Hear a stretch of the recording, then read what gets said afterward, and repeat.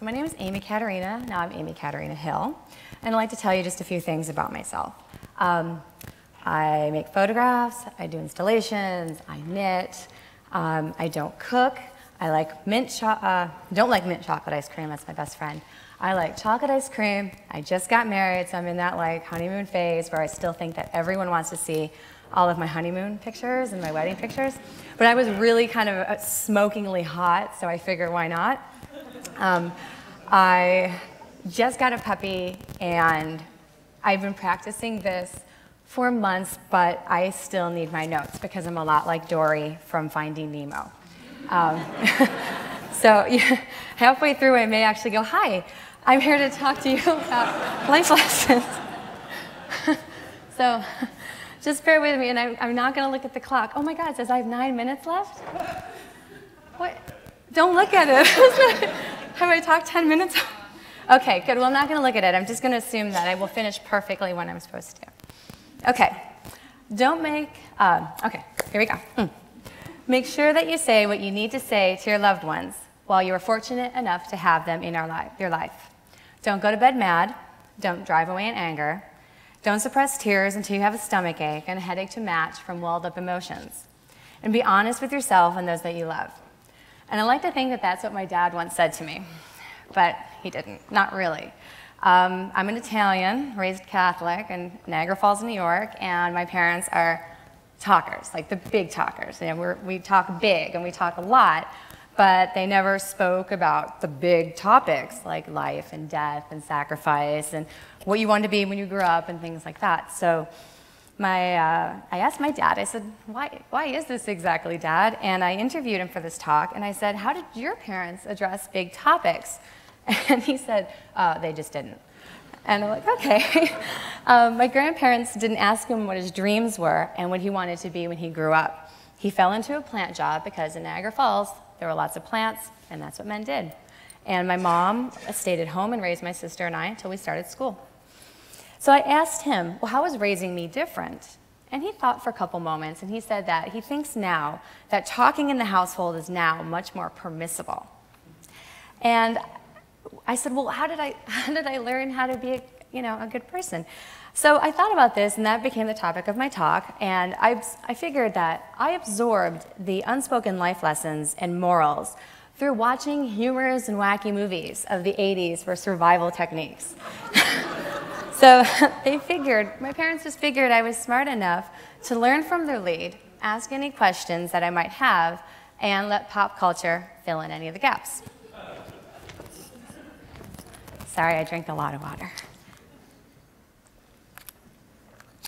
So while my parents talked all the time, when it came to big things, they weren't able to articulate the ideas. So big picture stuff came the way of little picture VHS. I wasn't getting the answers I needed, so I found the answers in the films that we were watching together as a family. So my thesis of this talk is sparse parent talk plus witty, sarcastic movie talk equals a good, solid idea about how to become a good person.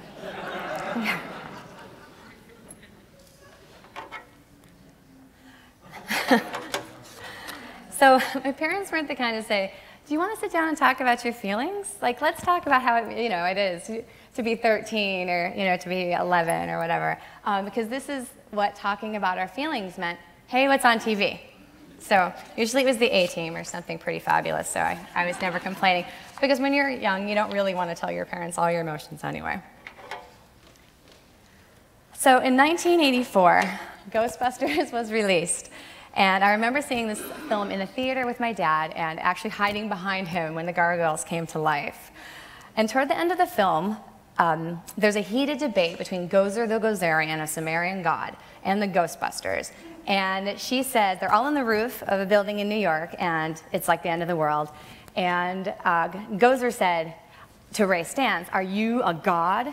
And Ray Stantz is like, looks over at Peter Venkman, and Venkman's like, and Ray Stantz is like, no. And then she turns and she's like, then die. And she blasts them off the roof. And they're like, whoa. And they almost fall off the roof. And I remember this scene, like it was yesterday. So translated from movie speak to parent talk or non-talk, Ghostbusters was about believing in yourself. And this wasn't referring to God with a capital G. This was the inner Amy, and it was important that I believed in the power of my 11-year-oldness to make a difference, because I was entering middle school pretty soon, and a whole bunch of doubt and fear and self-loathing was about to come in. But as Ray's stance was so properly braided by Winston Zeddemore, if you believe that you are godlike, which dictionary.com defines it as having strength and divinity, reliability, trustworthiness, you may be able to trick others and eventually believe in it yourself. So, like the Ghostbusters say, if someone asks if you are God, you say yes.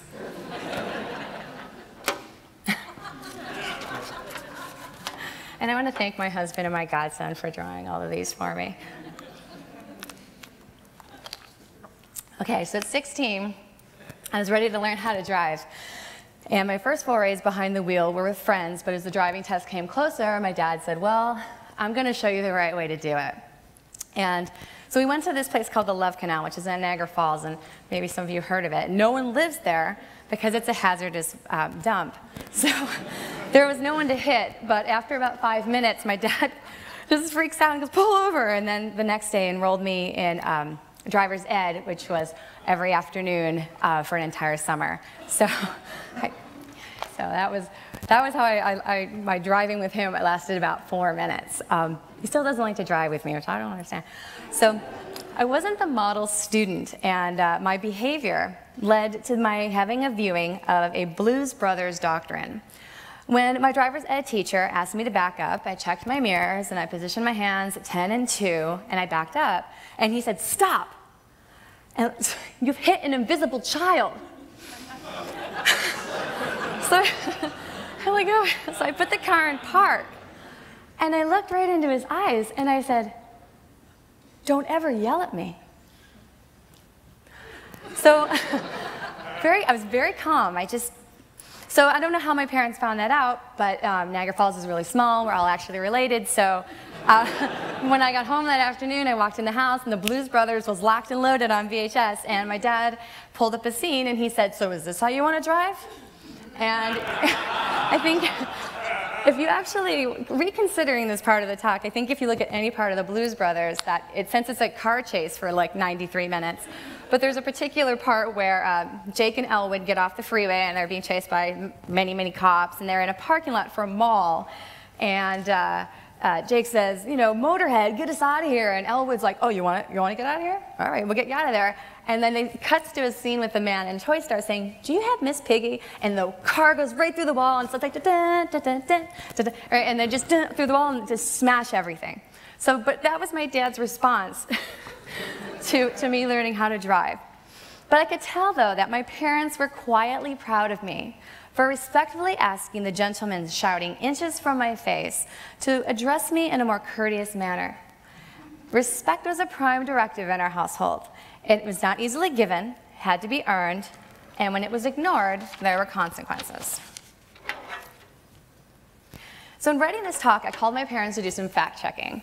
And I read the beginnings to my dad, and I'm like, Dad, do you remember watching this? And Dad, do you remember watching this? And do you remember we did it? And he says, no. I honestly don't remember any of those things. And I'm on the other line, and I'm like I'm thinking it's my AT&T connection. I'm like, how could you not remember? These things were so pivotal to me growing up. But to him, these were fun. They were frivolous, but what was so important was this family bonding time that we had, right? To me, they were studies in human behavior. They were anthropological in nature, and they were instructional videos that I watched over and over and over. And I still watch films the same way today, repeatedly and with intensity. So then I asked my mom, and she had any in the forefront of her mind, and she had several. And she said, though, the way that I had ingested popular culture, that she considered certain films to be a part of the parental unit, including Airplane. Airplane from 1980, which if you look at the drawing really close, the little pilot's screaming because the plane is definitely in trouble. I was never given the drug and alcohol talk. Much like sex, it just was not brought up. And as a teenager, of course, I rebelled quite naturally, and I got a mohawk and pierced everything from that I could like 24 piercings, and I ended up being a model for a piercing salon. That's how you know that you have too many piercings, when you owe them money, and that's like, you have to work there and to pay them off. So, I mean, I was definitely rebelling, but I never drank, I never did drugs, I never got into trouble, and my parents also weren't being drinkers, and they weren't smokers, and I think this is where they thought I would learn from their example. So in 1980, when Airplane was released, it quickly entered the educational lexicon, and there are several scenes at the end of the film that were substituted for the don't do drugs and don't drink talk. So the plane's going down, the pilots have had food poisoning, and it's not looking good for everybody, and Steve Makrowski, one of the people who's trying to help land the plane, walks over, grabs a bottle of pills, takes a bottle of pills and says, "It looks like I picked the wrong week to quit amphetamines." And then he walks over here and then he lights up a cigarette and he says, "Oh, I picked the wrong week to quit smoking." And then like in a scene later, he has a flask and he takes it to the flask and he says, "Oh, I picked the wrong week to quit drinking." And then it's getting worse and worse because one of the passengers is landing the plane and he grabs some glue and says, "Looks like I picked the wrong week to quit sniffing glue." So I think my parents thought that since I was growing up in the Reagan years, that Mrs. Reagan was working hard enough in her Just Say No campaign to discourage me from recreational drug use, premarital sex, and other vices.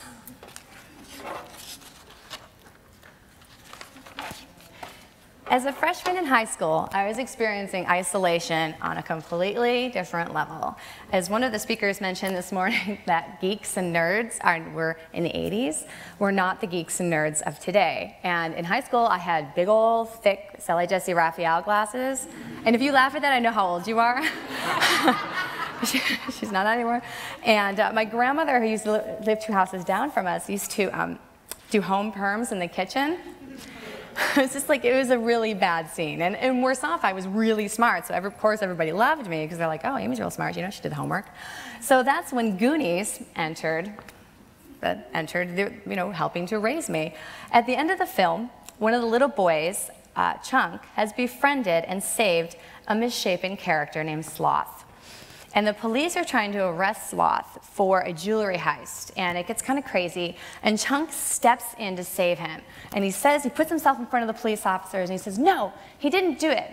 And then there's this moment, and I actually tear up almost every time I practice this, so I'll try and keep it together, where Chunk and Sloth are alone, and Chunk looks up at Sloth, and he says, "You're coming home with me now. You're my friend, and I love you." So this relationship with the relationship with my mother was reinforced through the vulnerable closeness, beautifully illustrated by Chunk and Sloth. And that's how I was raised. I remember my parents said, "Don't judge people on how they look. Don't judge them on what religion they are, how much money they make, what part of town they live in. Judge them on what kind of friend they can be. Give everyone a chance, unless they want to share their candy bars, and then, then you have to make a decision." So. Okay, so let me hydrate and then get on to this. So the second part of my talk, I would like to examine how I've helped to raise my godson using the proven techniques of Jim and Paula Caterina. As the child of an artist, my godson, being raised among artists, Alexander has a penchant for the imaginary that was embedded at birth. Aside from my typically godmotherly duties and my tooth fairy duties, I am in charge of his cinematic appreciation. And since my move from Niagara Falls to Santa Ana 12 years ago, I have built a family that fulfills my needs, a very non-traditional, non-nuclear family. And this distinction is important to me because as a newlywed, I am constantly barraged with inquiries about my own status as a potential mother. Changing roles of my parents is that they are now the primary caregivers of my niece, and how the birth of my godson to my friend Andrea, I have experienced a fulfillment of my maternal instincts. We have massaged the traditional roles of a two-parent household to meet our family of 7. Biological father and girlfriend, biological mother and husband, me, my husband, and Alexander as the nucleus around which we all rotate.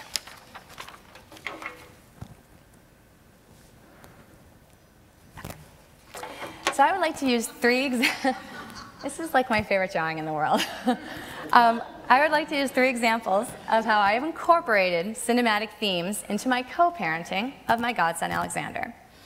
On his 7th birthday, he was sick, and his mom, Andrea, who later told me this was very scarring, but I'm not going to pretend she didn't, she had TiVoed Jaws. So I'm over at the house, and I'm going through the TV and trying to keep him interested, because being sick on your 7th birthday is never fun. And Jaws had scarred me as a child, and I never went in the water. I never went in a pool again. My husband's the first person to get me in the water. He can get, and only because I have to wear the booties, I wear the helmet, I have like a full wetsuit. And he told me that the sharks are absolutely allergic to the kind of wetsuit that I have, so I'm totally safe. And he says there's signs underneath the water that say, you know, back away from my wife, so I totally believe him. But I was really excited to watch Jaws with him, and he's the kind of kid that cries when he has to get out of the water. So why would I choose to watch this terrifying movie with a 7-year-old? Well, I knew he could handle it. And I knew if we had one of our rapid-fire discussions, and we stopped and we discussed certain scenes, that I could reformat this film for him. And my grand had a grand idea, of course, of using Jaws as a teaching tool about water safety, realistic expectations of sharks and how to protect yourself, and how changing your physical point of view can recharge a common idea. It was thwarted, however, when the TiVo cut off the last 10 minutes of the film. I can still see his little face. and I have the same face, like, so I don't know what to do. Well, he had sat through the whole film, and we had discussed everything. We discussed special effects, and this before CGI, but the recording ended, and he didn't get to see the pivotal 3rd act, which was the triumph of man over beast. So we have an angry shark, a little boat, cut to black. But what I did, because this was a lesson, I reenacted the ending for him, so simultaneously playing Bruce the Shark, like this, and Sheriff Brody, like this. And the next day we went to the bookstore, and we got books on sharks. And we read them together, and we learned lots of lessons and little facts that he could impress his friends with. And after this, he said to me, Amy, do you know that sharks have reticulating eyelids? So if you try that Three Stooges eye gouge on them, it doesn't do a thing. You have to punch him in the nose. His mind is a suction cup for cinema.